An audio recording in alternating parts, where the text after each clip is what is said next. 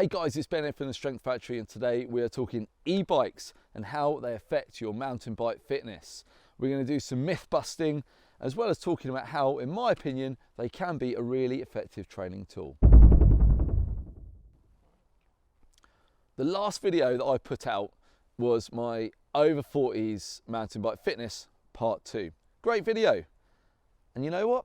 I happened to do that video on my e-bike. I didn't think anything about it. And in fact, when it went live on YouTube, no one thought anything about it until I got it onto the hallowed pages of Pinkbike. Happy days. It's a real big deal for me, and I was stoked. And then the hate started rolling in, and I got a roasting from a minority, but a very motivated minority, on Pinkbike comment section, saying, how can you listen to this guy talk about fitness when he's on an e-bike? And an e-bike makes you less fit, and all this, blah, blah, blah. And then it went insane with nearly 300 odd comments just over the weekend, and I was blown away. So this is a video I've been meaning to do for quite some time, but the response on the weekend and all the people's opinions and ideas about e-bikes and fitness means that I'm doing this video right now and right here. And so what we're going to do, we're going to start off with what I would call some e-bike fitness myths, and I'm going to give you my thoughts and my experiences on those.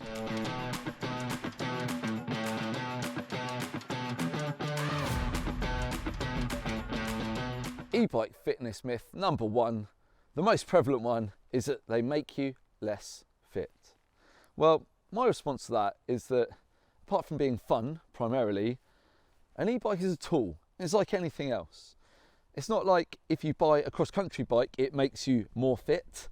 And similarly, buying an e-bike doesn't make you less fit. The answer is, it depends. It depends how you use it, how you ride it, how often you ride it, and so on, as to whether it makes you more or less fit. As always, the answer is nuanced and depends on the individual. So first of all then, yeah, let's give you what you want for those people. If you stop doing your group rides and you start doing it on an e-bike and everyone else is on a pedal bike, then yeah, I'd agree, you're probably going to be less fit. However, if it means that now you are going on the ride because you couldn't before, you couldn't keep up, you weren't enjoying it, it was stressing you out, then maybe you were less fit than you would be if you were able to pedal it, but maybe you're more fit than if you were at home on the sofa on your own. So again, it depends. If, like me, you actually really like e-bikes and you like fitness, then make sure you like and subscribe. All right. If you think about the broad range of the mountain bike population, yeah, at one end, you've got the super fit, okay? Something like e-bike world championships last year. I trained one of the guys who did that, who represented Team GB, Chris Hutchins, and I can assure you that in his training for that race, on his e-bike, and then at that race, you will not find more intense riding than that, where you're literally maxing out your heart rate. It's just as intense as a World Cup cross country, okay? So it depends how you use your bike. At the other end of the spectrum, we've got somebody who's maybe overweight, they're getting back into sport, they're lacking confidence, maybe they've had health complications. The e-bike is an amazing tool for that person to get back into riding and to build some fitness, to help them lose some weight and things like that. Now, most people occupy the middle ground, and most people that I know are lucky enough to have a pedal bike and an e-bike. And what you ride and when is just down to what you want to do and how you feel.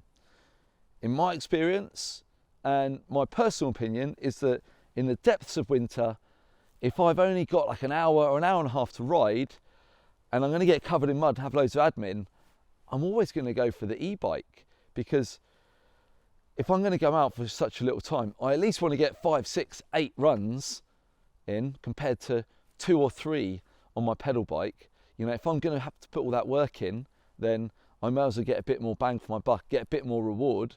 So in that sense, I might not have gone out if I didn't have an e-bike, and the e-bike makes me go out more. So I've got more training volume, more miles in the legs, more descending, better for my skills. In that case, I'd say the e-bike is a really positive thing for my riding and for my fitness.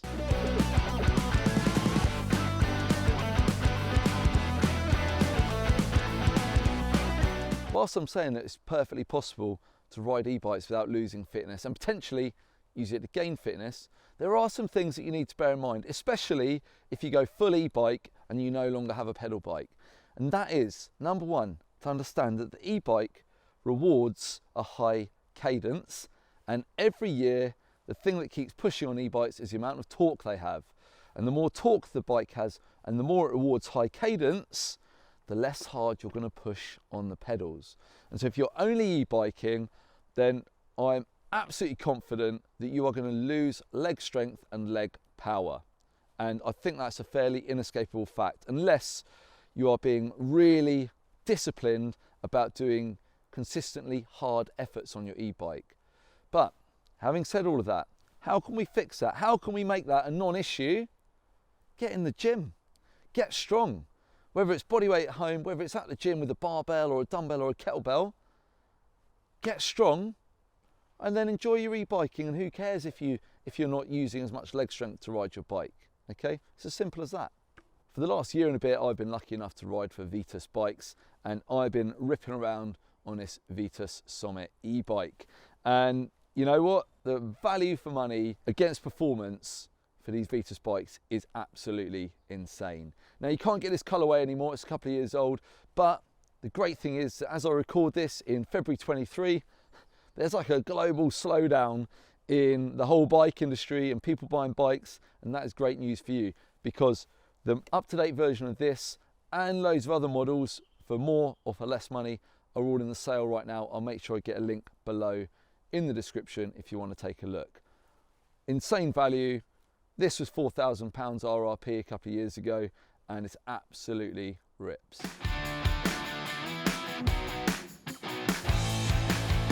The thing is that with an e-bike, you have more control over how much effort you put in compared to a pedal bike. If the hill's steep on my pedal bike, even with a big range cassette, if I want to get up it without pushing, I'm going to have to work hard. On the e-bike, I have a choice. I can have it in boost mode and I can cruise up talking just like I am now. Heart rate, 100 beats per minute, no worries, not even sweating. Or I can have it in eco mode, I can stand up on the pedals and I can absolutely beast myself. The choice is entirely mine. And yes, it's tempting to just be spinning about all the time and making your life easy. And that's again where I come back to the thing where if you're also riding your normal bike, then doing some easier rides on the e-bike is fine. If you're full e-bike all the time, then I'd be saying do some strength work, and also make sure you do some rides where you get it in eco mode and you focus on working harder to maintain that level of fitness, okay? So just because you can go easy doesn't mean you should always go easy. It's as simple as that. Like I keep coming back to, it's simply a tool, okay? How you use the tool is up to you, about your goals, your motivations, your current level of health and fitness. It's simple.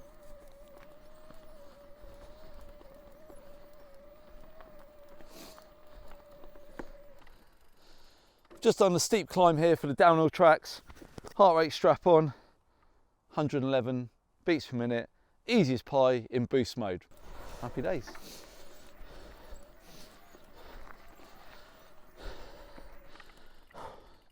Same climb, eco mode, 148 beats per minute. Working hard, legs working hard, lungs working hard. It's not about the bike, it's about you. It's just a tool. You can use it however you like.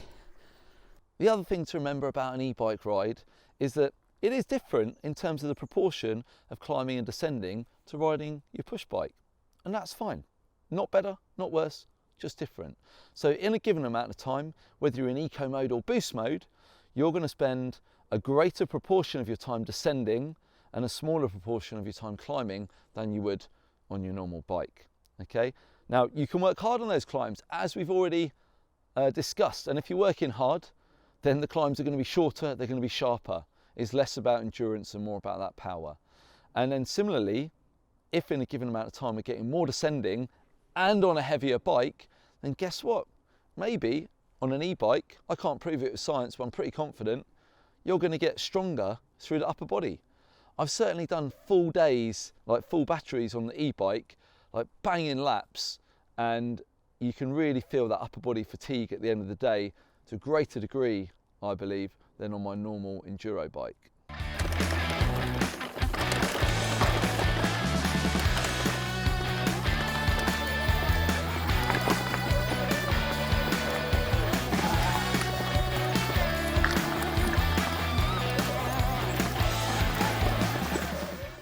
So those are my thoughts on e-bikes and fitness.